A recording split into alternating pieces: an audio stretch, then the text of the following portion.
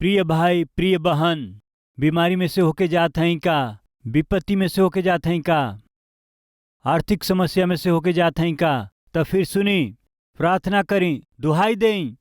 दाऊद कहत हमें, जब हम दुहाई दिहली, हे परमेश्वरवा हमके चंगा कैली। हमन में से बहुत से लोग बीमारी में जियत ओकर कारण जानत हई, राव रोग ना ठीक भइला के कारण जानत हई, चंगाई ना पावला के कारण जानत हई, दुहाई ना दिहल, प्रार्थना ना कैल।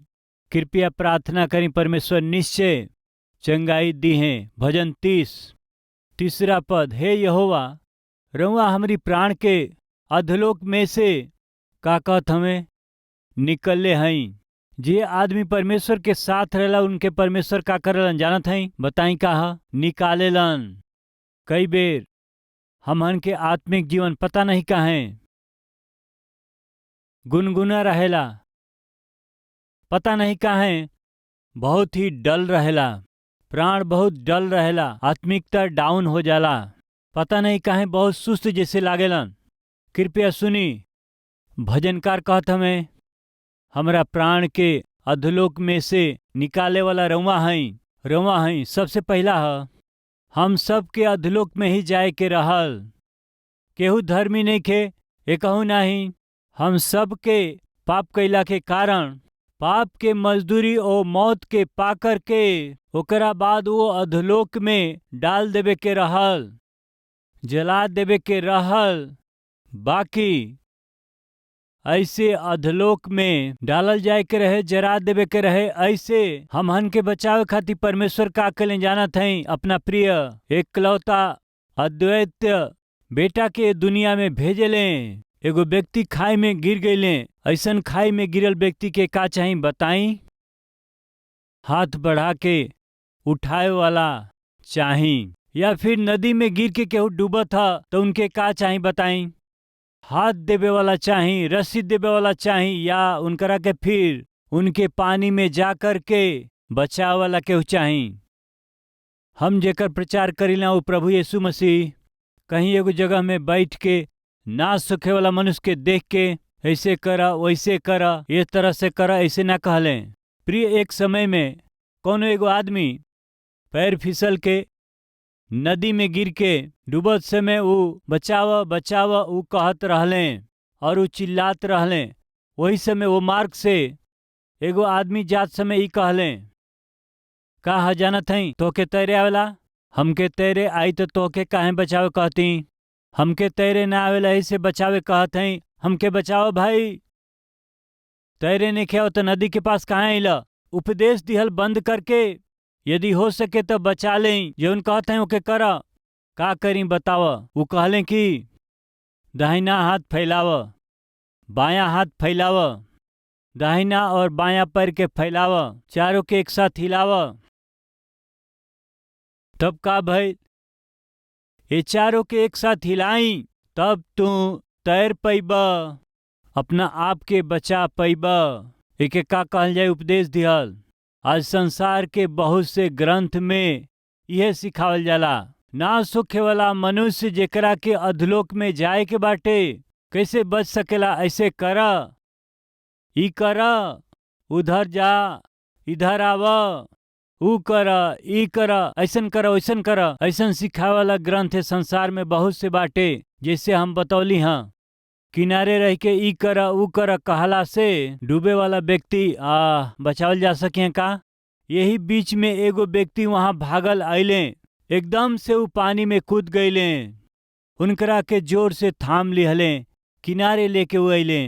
के हवे ई सोच करके ई जौन शिक्षा देले रहलन, ई करा ऊ करा, जांच के उनके देखलन। तब वो लड़का के पियल सगरी पानी के वो व्यक्ति बाहर कैले।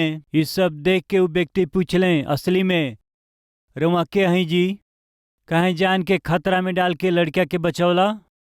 असल में रउआ के हई? तो वही समय थोड़ा संभलला के बाद वो लड़का कहलस कि के हा पूछत हवा?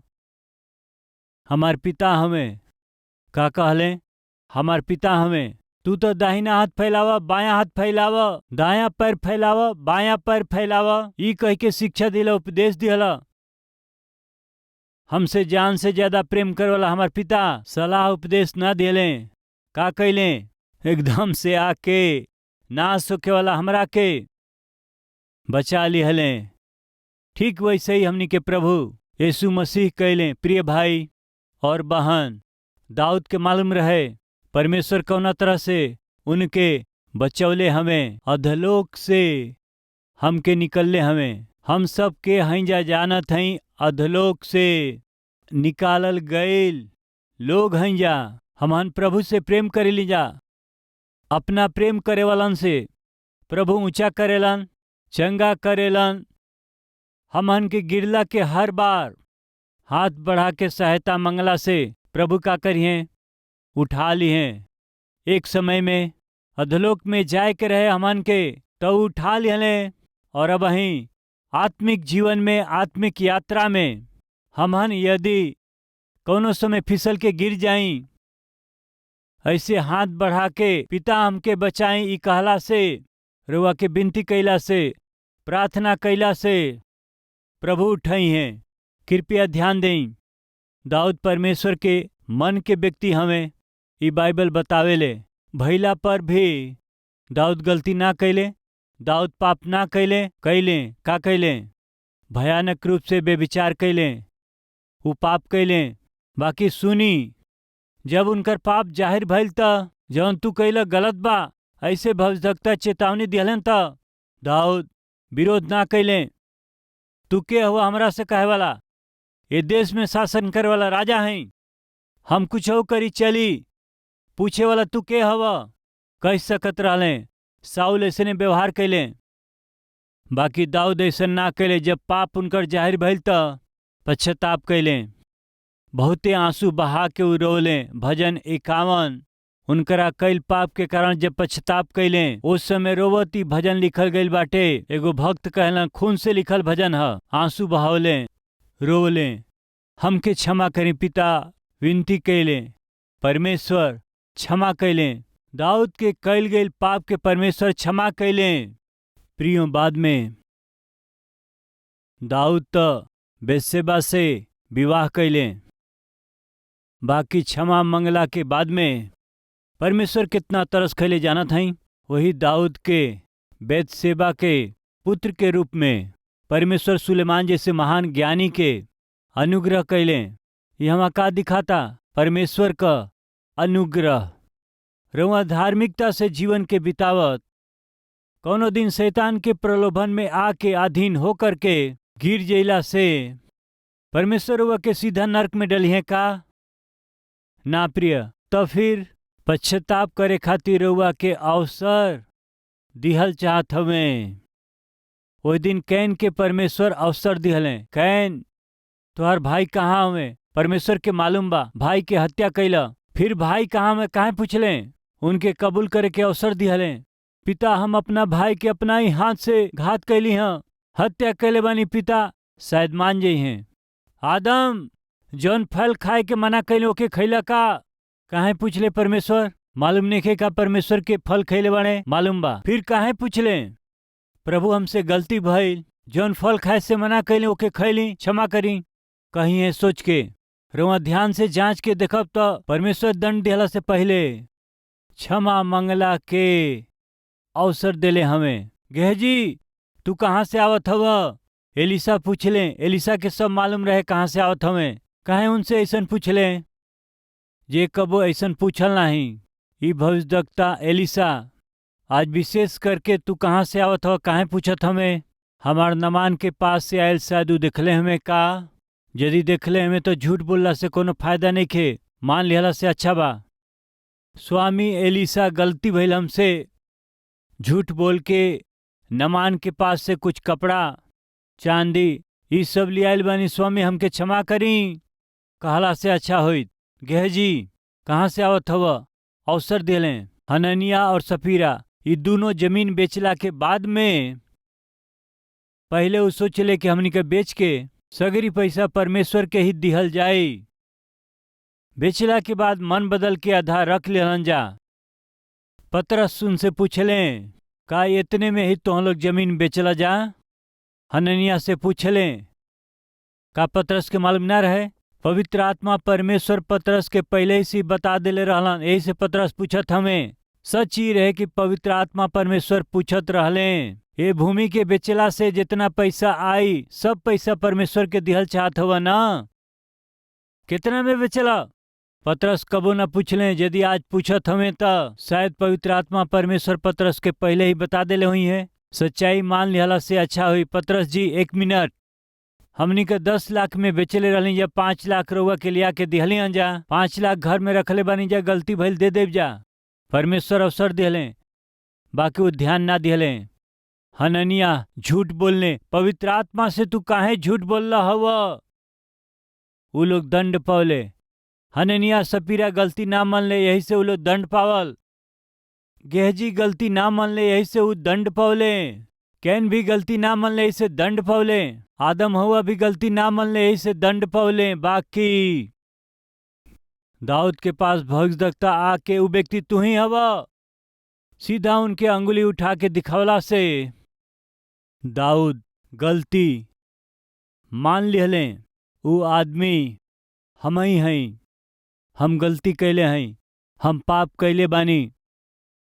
वो क्षमा मांगले, परमेश्वर क्षमा कैले। आज यहाँ के हुबा का आत्मिक रूप से आगे बढ़त और ईमानदारी से सेवा करत, खराई और ईमानदारी से जियत, शैतान के कैल कोनो परीक्षा में गिर करके परमेश्वर के दिहल उद्धार के आनंद के, आत्मिकता के, स्वास्थ्य के बिगाड़ के आज के दिन जीवन के पूरा रीति से बर्बाद करके निचली दशा में पहुंच चुका लोग हमनी के बीच में केहू बात सुनी परमेश्वर व के आज अवसर देत हमें। आज काहे खातिर? पश्चाताप करे खातिर के। नरक से निकाले वाला हमनी के परमेश्वर हमें। पवित्र लोग गिर जाई तो पश्चाताप कैला से अपन हाथ बढ़ा के उठाए वाला भी यह पवित्र परमेश्वर हमें। रउआ हमरा के उठौली हाँ, उठौले ना ही प्रिय, हमरा के जीवन दिहली, हमार काम हो गई। सोचली जब हम गिरली तो हम सोचली हमार काम हो गई। यस, हमनी में बहुत से लोग गिरला पर जब आर्थिक रूप से गिर जाली जा, नुकसान में गिर जाली जा, कर्ज में गिर जाली जा, बीमारी में गिर जाइलन जा, विपत्ति में पड़ जाइलन जा, बहुत से लोग का सोचलन जानत हैं काम हो गई, अब संभरल मुश्किल बा, अब उठल मुश्किल बा, अब जीवित रहल बहुत मुश्किल बा। ऐसन स्थिति बहुत से आत्मिक लोगन के जीवन में भी होखेला। लेकिन भजनकार दाऊद कहलन, हे पिता, अधलोक से, गढ़ा में से उठौले हैं, अब जियब नहीं, अब जी ना पाई। सोचे वाला हमके जीवन दिहले। हमनी के बीच आज के हुबा का अब जियल मुश्किल बा, या आज रउआ पास जीवन बाटे, बीमारी के कारण हम जी ना सकीला, अब हमार काम हो गई। शैतान के लियावल डर के कारण भयभीत होके जीवन के प्रति आशा खोआ दिले। तो सुनी, रउआ जेकर उपासना करिला, हम जेकर प्रचार करिला, ई प्रभु यीशु मसीह रउआ के जीवन देवे खातिर के सक्षम हमें, रउआ के मरे ना दिहे। जे उनकर आराधना करेला, जे उनकर आसरा लेबेला, उनके ऊंचा करे वाला हमें। और दूसरा, चंगा करे वाला हमें। तीसरा, ऊंचा उठावे वाला हमें। चौथा, जीवित करे वाला हमें। आज हमन के बहुत लोगन के पास जिए खातिर जीविका नहीं के। जिए के बाद हमनी के मेहनत से काम करे के बा। मेहनत से काम करे खातिर हमनी के पास नौकरी एगो चाही। हमन में से कुछ लोग के वो मेहनत से काम कर चाहत हमें, बाकी नौकरी नहीं खे। और बहुत लोग के पास नौकरी बाटे, बाकी वो मेहनत नहीं खन जकल चाहत। यही से जेकरा पास बाटे ओकरा के खुआ देत हमें, और जेकरा पास नहीं खे होई तो बहुत अच्छा होई। प्रिय भाई और बहन लोग, सवाल बाटे, यदि जिए खातिर के, जीविका के खातिर यदि नौकरी नहीं खे तो सुनी, रउआ के जिए खातिर, परिवार के पालन पोषण करे खातिर के, निश्चित रूप से जीविका के खातिर नौकरी देवे खातिर के वो बिल्कुल तैयार हमें। रउआ के जिंदा रखे वाला प्रभु हमें, रउरी जीविका खातिर के रउआ के नौकरी देवे वाला परमेश्वर हमें। वो रउआ के एगो काम करे के बा, प्रार्थना। रउआ प्रार्थना कैला से, प्रभु के आसरा लिहला से आशीष देवे खातिर के तैयार हमें। भजन 30 ओकर 7वां वचन। हे यहोवा, अपना खुशी से रउआ हमारा पहाड़ के का लिखल बा दृढ़ और स्थिर कैले बानी। स्थिर वाला हमें यदि रउआ लिखत हई तो एकरा के लिख सकिला। यदि परमेश्वर के साथ रहे के त हमहन के मिले वाला 7 गो आशीष रउआ भूली मत। रउआ याद रखी। हम ही चाहत हई सबसे पहले का बताई। ऊंचा करेलन दूसरा, चंगा करेलन तीसरा, ऊंचा उठावेलन और चौथा, जीवित रखेलन पांचवा, स्थिर रखेलन और छठवां, आनंद के ऊ देबेलन 11 वचन। तू हमारा टाट के हटा करके रउआ हमारा टाट के हटा करके हमारा कमर में आनंद के पटुका बंधले हई। आनंद के पटुका बंधले हई। 11 वचन के पहला लाइन। आंसू के भी पोंछ दी हैं। का लिखल बा वहां। रउआ हमरा खातिर रोवला के नाच में बदल देले बानी। रउआ हमारा टाट के हटा के हमारा कमर में आनंद के पटुका बंधले बानी। का लिखल ह। आंसू के पोछब, आनंद के दी हैं। केकरा जीवन में जे उनका आसरा ले, जे उनकरा पर विश्वास करे, उनकरा जीवन में आंसू के वो मिटा दी हैं। आज हमन में कुछ लोग आंसू बहावत उ लोग रोवत हवन जा। कारण कुछ हो सकेला। वो कारण के रउआ अच्छा से जानत हई। कौना कारण से कौना वजह से रउआ आंसू बहावत हई और रोवत हई, विलाप करत हई, रउआ अच्छा से जानत हई। वो कारण कुछ हो सकेला। यदि रउआ परमेश्वर के पास आके आंसू बहाइब त हमार प्रभु रौरी आंसू के नाच में बदल दी हैं। वो कहत हमें आज हमनी के जवन कुछ चाही, आज हमहन में से जे केहू का चाहता एगो स्थिर जीवन। हर माता पिता का चाहत हमें हमार बेटा स्थिर हो जाओ, हमारा बेटी के परिवार स्थिर होई तो अच्छा बा, नौकरी में स्थिर होइए तो अच्छा बा, व्यापार में स्थिर होइए तो अच्छा बा, आत्मिक रूप से स्थिर होइए तो अच्छा बा, कलिसिया स्थिर होई तो अच्छा बा, परिवार स्थिर होई तो अच्छा बा। हर एक विषय में हमहन के का चाहे कि स्थिर हो जाई जा। आज रउआ अपना जीवन में कौना विषय में स्थिर होकर चाहत हई। कुछ लोगन के प्रार्थना के जीवन गड़बड़ रहेला और कुछ लोग के आत्मिकता स्थिर ना रहेला और कुछ लोगन के वचन दिहला के तरीका गड़बड़ रहेला। कुछ लोगन के परिवार बनावे के प्रक्रिया अच्छा ना होखेला। कुछ लोगन के नौकरी और व्यापार कैला के तरीका अलग होखेला। उमा स्थिरता ना होखेला, उमा कोनो नियम ना होखेला, उमा कोनो क्रम ना होखेला। एक दिन एक प्रकार से, दूसरा दिन दूसरा प्रकार से। कल अच्छा रहले बाकी फिर से उनकर मूड खराब हो जाला। कल वो अच्छा रहली बाकी फिर से उनकर मूड बदल जाला। यहाँ केहू बाटे का स्थिर ना रहे वाला अस्थिर लोग केहू बात त कृपया सुनी। यदि रउआ परमेश्वर के आश्रय लिहल व्यक्ति हई त, यदि रउआ परमेश्वर के साथ हई त वो परमेश्वर का करलन जानत हई। रउआ के और जौन कुछ बाटे ओकरा के वो स्थिर कर देबेलन। ये विषय के मत भूली। यदि आज रउरी जीवन में कुछ अस्थिर बात, गड़बड़ बात, वो कुछ हो सकेला। अस्थिर बाटे त रउआ प्रार्थना करी, प्रभु ये विषय में स्थिर ना हई, बाकी हम चाहत हई एगो स्थिर रहे वाला जीवन, एगो स्थिर नौकरी, एगो स्थिर आमदनी। कुछ के तबीयत स्थिर ना रहला। एक सप्ताह ठीक रहिए, अचानक दूसरा सप्ताह कमजोर हो जालन। अस्थिर स्वास्थ्य। कुछ लोगन के एक हफ्ता अच्छा मुनाफा होखेला, अगला हफ्ता सब कुछ नुकसान। कुछ लोगन के एक हफ्ता सेल्स अच्छा चलेला, अगला हफ्ता बिल्कुल सेल्स ना होखेला।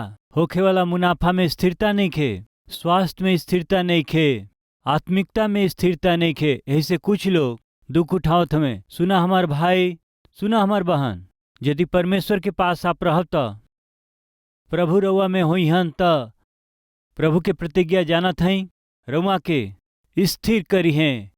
कैसे कह सकिला? दाऊद कहत हमें हमके स्थिर करे वाला रउए हई। यानी कोनो समय अस्थिर जीवन के बितौले हुई हैं, स्थिर कैल गइल बने। एक समय वो विलाप करत होखी हैं, बाकी आज उनकर आंसू पोंछ दिहल गई। प्रिय भाई और बहन, विश्वास करी आज आंसू के तराई में से होके जाते हैं तो हमार प्रभु बहुत जल्द रौरी आंसू के पोछी हैं।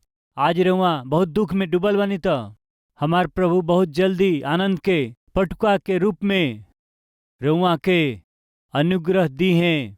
कृपया ध्यान दें, हमनी के परमेश्वर सामर्थी हमें यही से सामर्थी परमेश्वर के रउआ आराधना करत हई तब रौरी मुंह से कबहू भी हंसी और मुस्कुराहट के जाए मत दिह, काहे कि ऊ ई बतावे ले कि रउआ के परमेश्वर के प्रति अटूट विश्वास भरोसा बाटे कह के।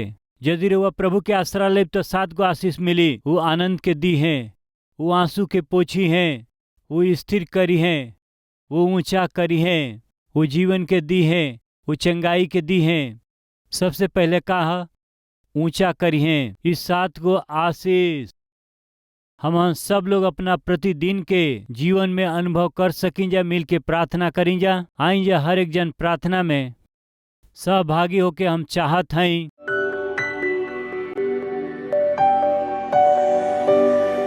पवित्र परमेश्वर पिता, बड़ा साफ और सीधा रीति से बात कैला खातिर रउआ खातिर धन्यवाद और स्तुति हो। जेकरा जीवन में रउआ रहिला हे पिता, जेकरा साथे रउआ रहब उ अपना जीवन में वो 7 गो आशीष के उपई हैं। रउआ सीधा और साफ बतौली पिता, रउआ के खुश कैला से, रौरी इच्छा के पूरा कैला से, रौरी इच्छा के अनुसार जियला से हमहन के अपना शत्रु से भी बढ़ के रउआ हमनी के आशीष दे। आशीष देवे वाला परमेश्वर रउए हई। एगो नौकर के रूप में रहे वाला यूसुफ के रउआ प्रधानमंत्री बना दिहली। रउआ उनकरा साथे रहली। यही से बहुत बलवान सिमसोन निर्बल हो गए, रौरी साथ के उखवा दिहली। यही से महान ज्ञानी सुलेमान अज्ञानी हो गए, राउरू साथ खो दिले। यही से पिता, हे पिता, ये दुनिया में कबहू भी रौरी संगति के, रौरी साथ के हम ना खोई जा। सहायता करी। रउआ हमनी के साथे बनी तो हमनी का ऊंचा हो जा। रौरी साथ रहला से हमनी के चंगाई मिलेला। रौरी साथे रहला से हमनी के रक्षा होखेला, हमनी के उठावेला पिता, हमहन के जीवित रखेला, हमहन के उद्धार करेला, हमहन के स्थिर करेला, हमहन के आंसू के पोछेला, हमहन के उ आनंद देवेला। राउर उपस्थिति, राउर साथ, अपना आशीष के हमहन के भरपूरी से दें पिता। इस 7 प्रकार के आशीष के हमहन के जीवन में हर एक दिन में अनुभव कर सकें जा। अनुग्रह के दे दें। ये दिन सेवक के साथ मिल के हर एक के प्रार्थना करे वालन के 100 गुना रउआ आशीष दें। उन्हें लोग के हर एक जरूरत के अपना भंडार से पूरा करें। अपना नाम के रउआ महिमा लें। यीशु के नाम से प्रार्थना के मांगत हैं पिताजी, आमीन।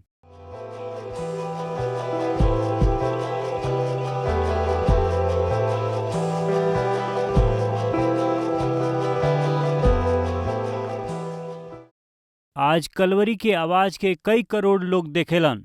खाली हिंदी में नहीं, तमिलनाडु वाले तमिल में, कर्नाटका वाला कन्नड़ में, केरला वाला मलयालम में, उड़ीसा वाला उड़िया में, महाराष्ट्र वाला मराठी में, पश्चिम बंगाल वाला बंगाली में, पंजाब वाला पंजाबी में, यूपी बिहार भोजपुरी में, तेलंगाना आंध्रा वाला तेलुगु में, उर्दू भाषा में, पाकिस्तान, जम्मू कश्मीर, अफगानिस्तान, गल्फ देश वाला गुजराती, आसामी, नेपाली, इंग्लिश में, ऐसे भारत के हर एक मुख्य भाषा में प्रभु यीशु मसीह के उद्धार के सुसमाचार के प्रचार करे वाला सबसे पहला आराधनालय कलवरी टेम्पल हवे।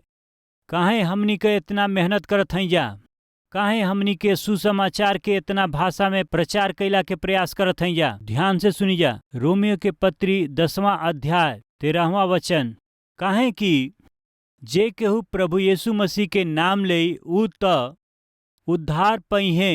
के उद्धार पाई?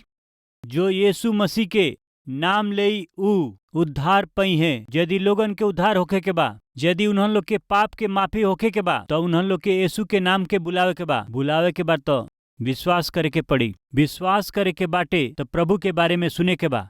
प्रभु के बारे में सुने के बा त केहू के न केहू के सुनावे के बा। यदि केहू सुनावे वाला होखी त उन्हन लोग के भेजे वाला भी केहू न केहू होखे के चाही। कलवरी की आवाज के मदद करे वाला का करत हमें जानत हई?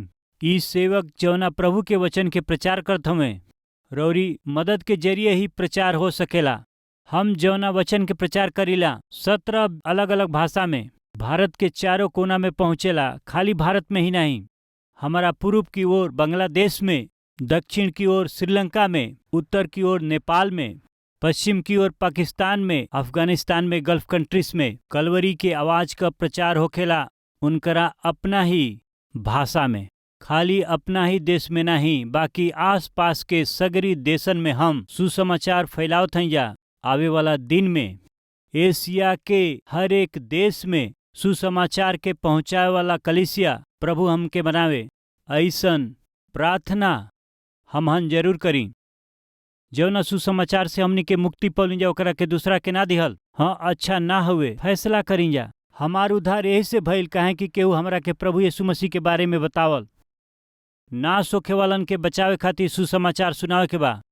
प्रभु से और प्रभु के वचन से प्रेम करे वाला एगो सेवक रौरी पासे बाड़े, जवन वचन के सफाई से काफी सहज रूप से ही जवन सबके समझ में आवे ऐसन वचन के समझावे वाला एगो सेवक प्रभु रउआ के देले बाड़े। यदि हमहन का ये वचन के प्रसारण में ये सेवक के मदद करी जा त कई लोगन के जीवन बचावल जा सकेला। ऐसन विश्वास करे वाला का अपना हाथ के उठाइब जा। विश्वास करे वाला भाई और बहन लोग अपना हाथ के बटाई। सुसमाचार के प्रचार में प्रभु के नाम लेबे वाला उद्धार पई है। यदि उनके प्रभु के नाम लेबे के बात त विश्वास करे के बाटे। यदि विश्वास करे के बात केहू के सुनावे के बा और सुनावे के बात बोले वाला होखे के चाही। जब सुनावे वाला सेवक साथ में बाना तो उनके साथ देबे के चाही। देबे जाए वाला वचन के अनेक भाषा में अनुवाद करे खातिर के रउआ मदद करी। जवन हम करतनी शायद रउआ ना कर सकिला, जवन रउआ करत हई उ हम ना कर सकिला। तो का करी जा? रउआ के हमरा के मिल के काम करे के पड़ी, तबे सुसमाचार दे सकेलिन जा। यही से फैसला करी अपना हैसियत के अनुसार, चाहे महीना में एक बार, नहीं तो 2 महीना में एक बार, या फिर 3 महीना में एक बार, या फिर कौनो भी विशेष अवसर पर रउरी जीवन में कोनो खास भइल बा, धन्यवाद रूपी बलिदान लेके रउआ आगे आई। यही से रउआ आई हम सगरी लोग के न्योता देत हई कि हमनी का मिल के प्रभु यीशु मसीह के सुसमाचार के संसार भर में फैलाएं। हमार